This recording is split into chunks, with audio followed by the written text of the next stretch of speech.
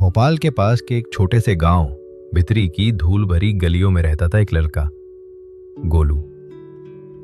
उम्र सिर्फ 12 साल, कद पतला दुबला, आंखों में बड़ी जिज्ञासा और पैरों में फटी हुई चप्पलें जिनसे जमीन ज्यादा दिखती थी, रबर कम। गोलू का परिवार बेहद गरीब था। उसके पापा रोज मजदूरी करते थे, कभी ईंट उठाते, कभी बालू भरते। माँ घरों में सिलाई करके गुजारा चलाती थी। एक वक्त की रोटी भी कभी कभी मुश्किल हो जाती थी।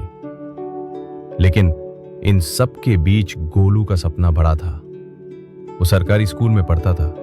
दीवारों पर दरारें थीं, खिड़कियों में कांच नहीं था और बेंचें इतनी पुरानी कि थोड़ा जोर देने पर टूट जाए। फिर भी गोलू हर सुबह 3 किलोमीटर दौड़कर स्कूल जाता, नंगे पांव। और मजे की बात, सबसे पहले पहुंचने वालों में से एक होता। अभियान की पुकार। एक गर्म अप्रैल की दोपहर थी। स्कूल में जिला स्तरीय विज्ञान प्रतियोगिता की घोषणा हुई। जीतने वाले बच्चे को 10,000 रुपए की स्कॉलरशिप और शहर के नामी स्कूल में दाखिला मिल सकता था। गोलू का दिल धड़क उठा। उसने तुरंत ठान लिया, यह मौका मेरे लिए है। इनकार और डर। घर आकर जब गोलू ने मां बाबूजी को बताया तो मां ने सिर पर हाथ रख लिया। बेटा, इतना बड़ा सपना? वहां तो शहर के बच्चे भाग लेंगे, जिनके पास लैपटॉप हैं, कोचिंग है। तुम कैसे मुकाबला करोगे? गोलू चुप हो गया। लेकिन उस रात जब सब सो गए, वो अपने फटे पुराने नोट्स लेकर बैठ गया। उसे खुद पर भरोसा था। मार्गदर्शक कम मिलना। अगले दिन स्कूल में उसने अपने विज्ञान के मास्टर जी मिश्रा सर से मदद मांगी। मिश्रा सर को पता था कि गोलू में आग है। उन्होंने अपने पुराने प्रोजेक्ट उसे दिए, किताबें दी और यहां तक कि अपने घर पर बुलाकर प्रैक्टिस करवाई। गोलू हर दिन स्कूल के बाद मिश्रा सर के घर जाकर काम करता। कुछ पैसे के लिए अखबार भी बांटता ताकि प्रतियोगिता के लिए मॉडल बनाने का सामान खरीद सके। सीमाओं की परीक्षा।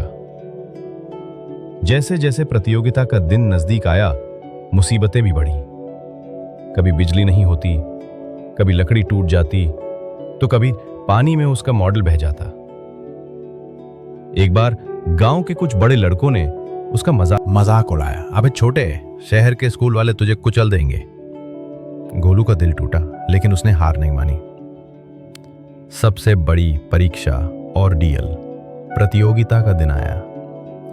भोपाल के एक बड़े स्कूल में प्रतियोगिता थी। गोलू की शर्ट थोड़ी फटी थी, लेकिन आंखों में चमक थी। मॉडल, जल संकट और समाधान उसने खुद बनाया था। शहर के बच्चों के पास महंगे उपकरण थे, लेकिन गोलू के पास था जुनून। जब उसका नंबर आया तो उसने पूरे आत्मविश्वास से बोलना शुरू किया। उसकी भाषा थोड़ी टूटी फूटी थी, लेकिन विचार इतने गहरे थे कि जजेस मंत्रमुग्ध रह गए। इनाम, रिवॉर्ड। परिणाम की घोषणा हुई। प्रथम पुरस्कार जाता है गोलू, भित्री स्कूल से। पूरे हॉल में तालियां गूंज उठी। गोलू की आंखों में आंसू थे। उसे 10,000 रुपए की स्कॉलरशिप मिली और भोपाल के एक नामी स्कूल में फ्री दाखिला। वापसी, द रिटर्न। गोलू अब गांव में लौट चुका था, लेकिन पहले वाला गोलू नहीं था। अब वो पूरे गांव के बच्चों के लिए प्रेरणा बन चुका था।